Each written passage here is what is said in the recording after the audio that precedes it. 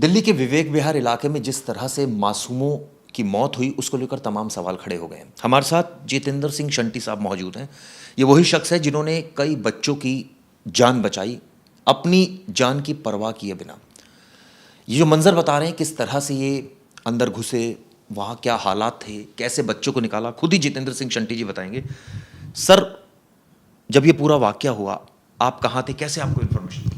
मैं अपने घर पे था। मेरा घर 500 मीटर दूरी है और 4 धमाकों की आवाज़ आई लगातार। मैंने सोचा कोई ऐसी सेलिब्रेशन कर रहा है, उस दिन इलेक्शन वगैरह हुआ था, लेकिन विद इन सेकेंड्स मुझे फ़ोन आने शुरू हो गए, क्योंकि कोई भी शादरा में ऐसा कोई कांड होता है तो शहीद भगत सिंह सेवा दल की एम्बुलेंस सेवा के कंट्रोल रूम में फ़ोन आ जाता है। तो उन्होंने ये कहा कि बम विस्फोट हो गया है। अब लोगों को क्या पता बम क्या है, सिलेंडर क्या है। तो तब मैं एकदम हलचल में आया। मैं और मेरा बेटा जोतजीत, वो डिजास्टर का परफेक्ट है, तो हम फटाफट गाड़ियाँ एम्बुलेंस उठाई, ड्राइवर बुलाए 2-3 और हम मौके पे पहुंच गए। अब मौके पे इतना भयंकर, मैं बता नहीं सकता, जो मैंने शॉट देखा कि आग की लपटें 100 फुट तक जा रही हैं, और अकेली वो बिल्डिंग नहीं, साथ वाली, राइट वाली और लेफ्ट वाली बिल्डिंग भी पूरी चपेट में आ चुकी थी। और 4 सिलेंडर पड़े थे। पहला सिलेंडर फट के गया है उनके हॉस्पिटल के अंदर, दूसरा सामने गया ITI कॉलेज में, तीसरा फिर पड़ोसियों के घर में गया है, चौथा रोड के ऊपर बीवला मार्केट की तरफ गया है। और सिलेंडर बड़े हैवी वाले थे, इतने बड़े बड़े थे, 4-4 फुट के। तो पुलिस अपना काम कर रही थी, प्रशासन को देखना, ये वो पब्लिक को देखना, फायर ब्रिगेड वाले आग बुझा रहे थे। तो मेरा फ़र्ज़ बनता है हम अपना काम करें, पेशेंट्स को निकालें और लेके जाएं। तो मैंने जब फायर ब्रिगेड से पूछा कि सर बच्चे कहाँ हैं, इसको स्टाफ कहाँ है, कहने लगे जी अंदर नहीं जा सकते आप, अंदर तो बहुत बुरा हाल है, अब हमें नहीं कुछ भी पता।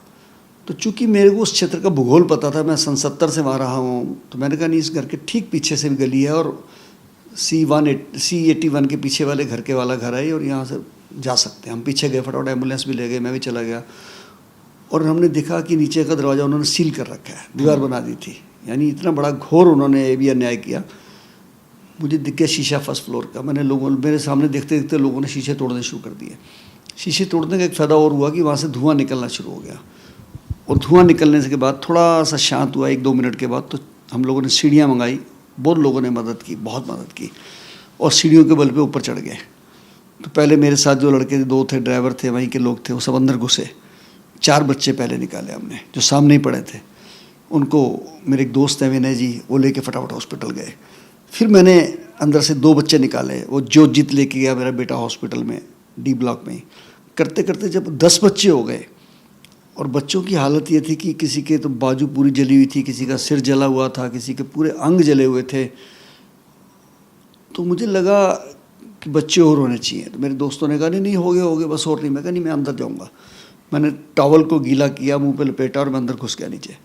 और जब मैं घुस गया हॉस्पिटल के अंदर, तो मुझे लास्ट के बेड में 2 बच्चे और मिल गए वहाँ पे। उनकी ट्यूब लगी हुई थी, मैंने ट्यूब को काटना उचित नहीं समझा, तो मैंने उसको ट्यूब को रोल करके आपस में बांध दिया वहाँ पे।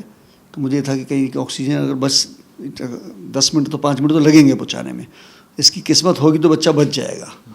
और वही बात हुई, हम बच्चों को ले गए और वो 5 बच्चे बच गए। 6 उस समय मरे थे, 7वां फिर लेट नाइट या सुबह जाके डेथ हुई है। लेकिन वो 5 बच्चे भी शायद ना बचते अगर प्रयास ना किया जाता। तो मुझे लगता है ये ऊपर वाले ने, ईश्वर ने हमारे ऊपर कृपा करी, हिम्मत दी, वहाँ के समाज को हिम्मत दी, मेरे पड़ोसियों को हिम्मत दी, निवासियों को, और वो बच्चे बच गए जी। सर, आपको अपनी जान का खतरा नहीं था? क्योंकि इतना धुआं होता है, ये तो धुआं मुझे लग रहा है कुछ सेकंड्स में अगर आप इनहेल कर ले तो आपकी भी मौत हो सकती है, किसी की भी हो सकती है मौत। कार्बन डाइऑक्साइड 30 सेकंड अगर हमारे अंदर रह गया तो वो बाहर नहीं आएगा, तो लंग्स को ब्लॉक कर देगा। और मैंने बहुत हादसे देखे हुए हैं इस प्रकार के, फायर ब्रिगेड वाले भी बेचारे मर जाते हैं। मैं इसका इंतजाम इसीलिए करके गया था, गीला टॉवल लेके जाओ कभी भी ऐसे धुएं में जाओ तो, क्योंकि उस समय आंखें भी नहीं खुल रही थी। दूसरी बात है कि जब जैसे ही धुआं अंदर जाएगा आप गिर जाएंगे बेहोश होकर, आप आवाज़ भी नहीं दे पाएंगे किसी को। तो मैंने इसलिए टॉवल रखा हुआ था, और जैसे थोड़ा मुझे सांस चढ़ता था थोड़ा बाहर आ जाता था, जिधर धुआं कम था फिर अंदर चला जाता था मैं।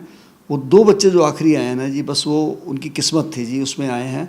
लेकिन दिल के अंदर से खुशी है जी, कि वो कहते हैं ना कि अपने लिए जिए तो क्या जिए, तू जिए दिल जमाने के लिए। बड़ा सुकून मिल रहा है, मुझे लगता है कि मेरे को बच्चों को जो ज़िंदगी मिली है, मुझे लगता है कि उसका कहीं ना कहीं मुझे भी आशीर्वाद मिलेगा। बिल्कुल सर, मिलना भी चाहिए।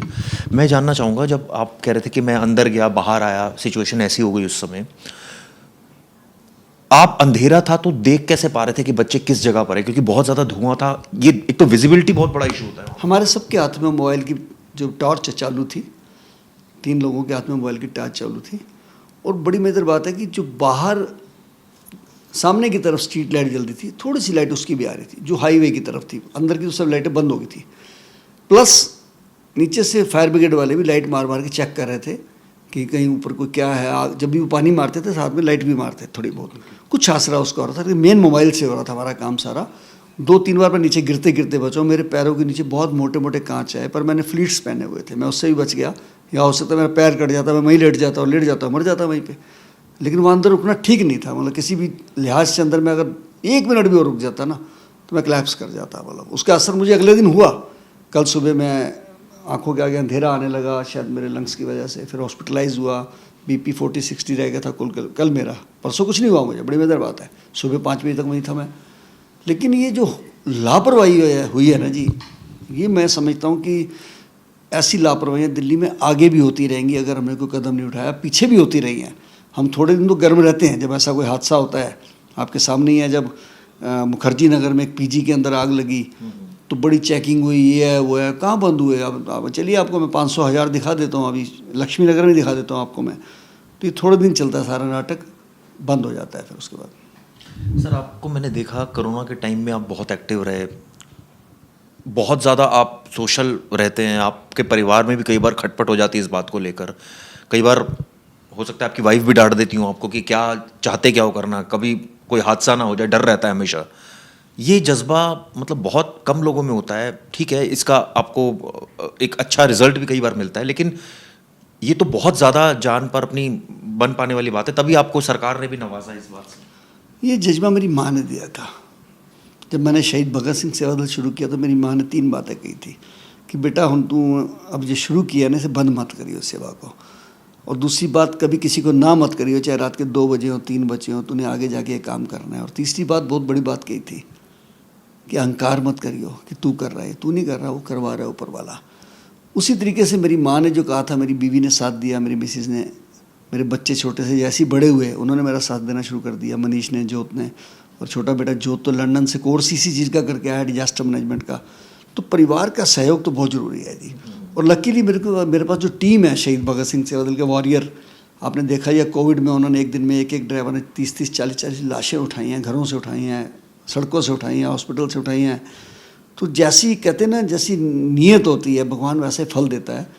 मुझे लगता है कि मेरे जज्बे को देखते हुए भगवान ने मेरा साथ, मेरा परिवार, मेरे दोस्त, मेरे वॉरियर उसी तरीके के दे दिए। मैं उसी बल यहाँ पर अगर आऊँ तो सरकार की बहुत बड़ी लापरवाही, खासकर दिल्ली सरकार के स्वास्थ्य विभाग की, कि इंस्पेक्शन नहीं किया गया इस जगह का। किस तरह से चल रहा है? एक बात बार बार सामने आ रही है कि उनका लाइसेंस रिन्यू नहीं हुआ था। अरे भाई, लाइसेंस मिला ही क्यों उनको? आप बूचड़ खाना खोलने का लाइसेंस दे कैसे रहे हैं उनको? यहाँ पे 150 गज का मकान। और बड़ी मजेदार बात है कि पूरे विवेक विहार में 300 गज के मकान हैं। यहाँ भी बाई लॉस तोड़े गए कि उसके 2 पार्ट कर दिए गए। और रोड के ऊपर, मेन रोड के ऊपर है, टी पॉइंट पे मकान है। क्या इसको DDA ने, MCD ने नहीं दिखा? उनको भी दिखना चाहिए था। कैसे बिजली लग गई उनकी, कैसे पानी लग गया, कैसे हाउस टैक्स लग गया उनका। और ये हॉस्पिटल का लाइसेंस मिल गया उनको यार। सीढ़ी है, गोल चढ़ने की सीढ़ी है ऊपर, पीछे से कोई रास्ता नहीं है जी, कोई वेंटिलेशन नहीं है जी, कोई उनके पास सिक्योरिटी गार्ड नहीं है, कोई स्टाफ नहीं है। जैसे ही आग लगी सारे भाग गए, बच्चों को छोड़ के। 2 नर्सेज वहाँ आई, फिर दूसरे हॉस्पिटल में जहाँ हम लेके गए थे। अदरवाइज तो अपनी तरफ से हाथ खड़े कर गए थे जी। तो ये प्रशासन की बहुत बड़ी गलती है। और पड़ोसी कहते रहे बड़े दिन, साथ में 2 मकान छोड़ के गुप्ता जी रहते हैं, उन्होंने कंप्लेंट करी हुई थी कि यहाँ पर रोज़ 1 ट्रक या 2 ट्रक सिलेंडर के आते हैं जो यहाँ पे आदान प्रदान करते हैं, उनको बेचते हैं। फिर ये जो लोग कह रहे हैं, हम तो वहाँ रहते नहीं हैं। लेकिन उसका कल देखो ना, विस्फोटक काम हो गया। वो कितना बड़ा विस्फोट था मैं बता नहीं सकता, क्योंकि उसके अंदर 150 किलो, एक सिलेंडर का 150 किलो प्रेशर है। मेरा दोस्त ये बनाता है, वो कह रहा है कि ये समझ लीजिए चंद्रयान है पूरा। ये जब ये उड़ के जाएगा तो रास्ते में कोई लेंटर आएगा, उस लेंटर को फाड़ता हो जाएगा ये। तो ऐसी चीज़ें सड़क के ऊपर एक रिहायशी एरिया में खुलने जा रही हैं। मुझे लगता है ये प्रशासनिक लापरवाही बहुत बड़ी है इसमें।